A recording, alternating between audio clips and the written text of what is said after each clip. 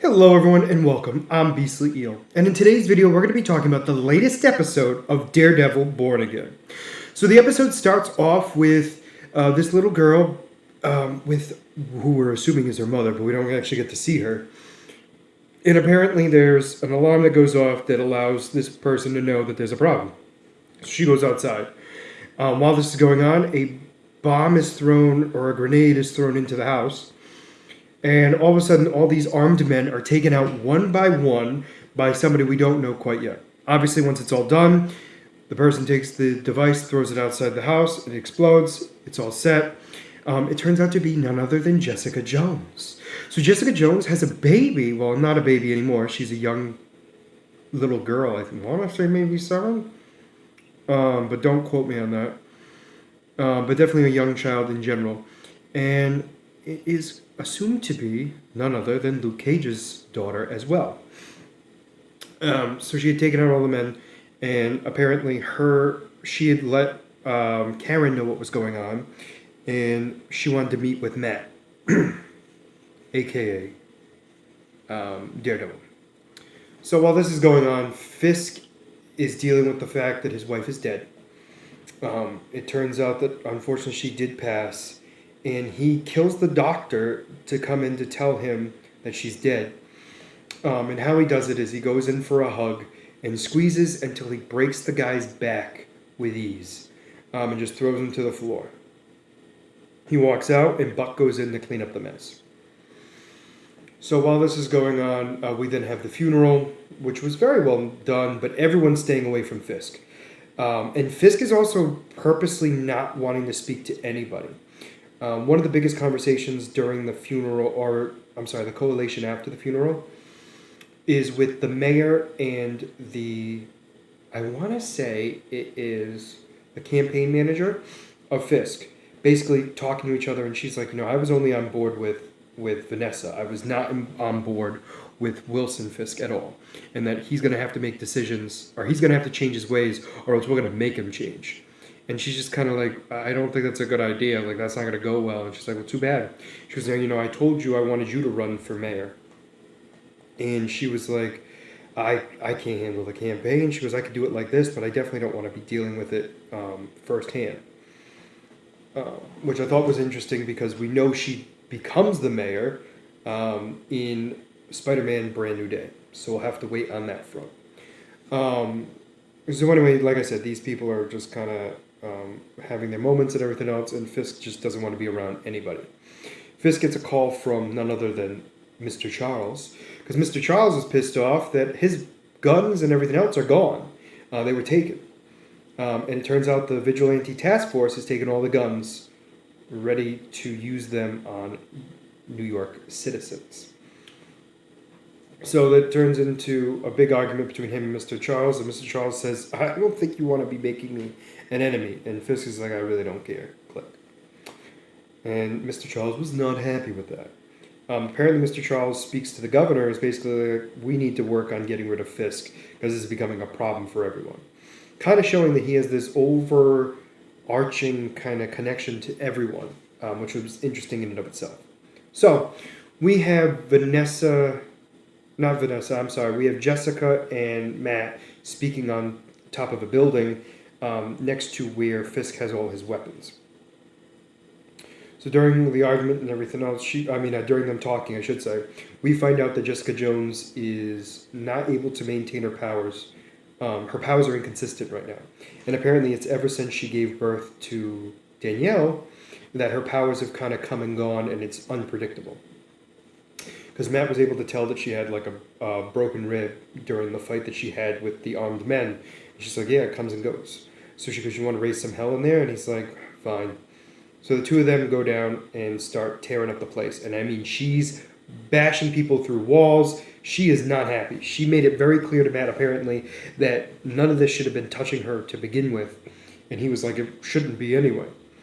And that there was apparently a connection between Mr. Charles and all of them.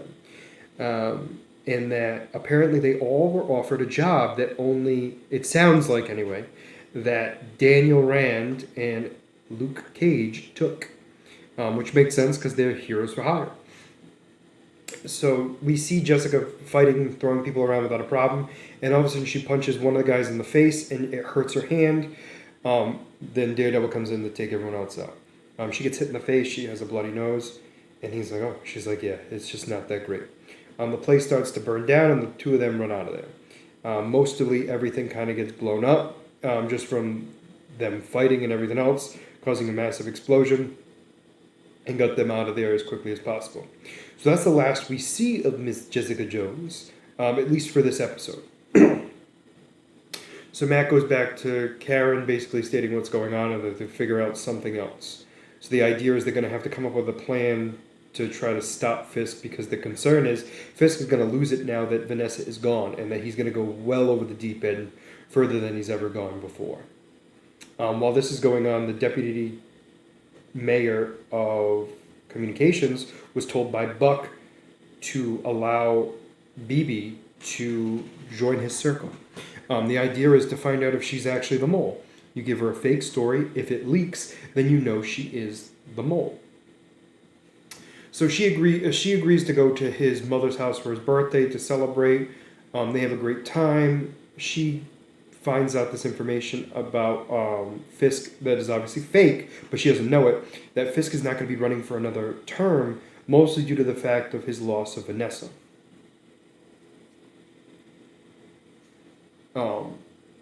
They can, like I said, they continue on having a good time. She's going to pass this information along, realizes how happy he is and everything else, and that she realizes he's a friend, and she decides not to send it. However, he goes through her jacket and finds the camera, or the oh my goodness,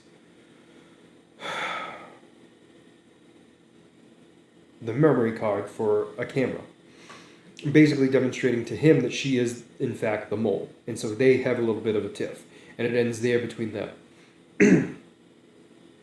So then Fisk has all of these protesters outside of his of the governor's home, basically protesting him and that he shouldn't be in office anymore. The vigilante task force is there.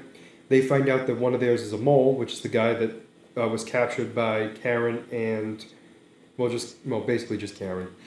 And he gets killed. They then start opening fire on the crowd.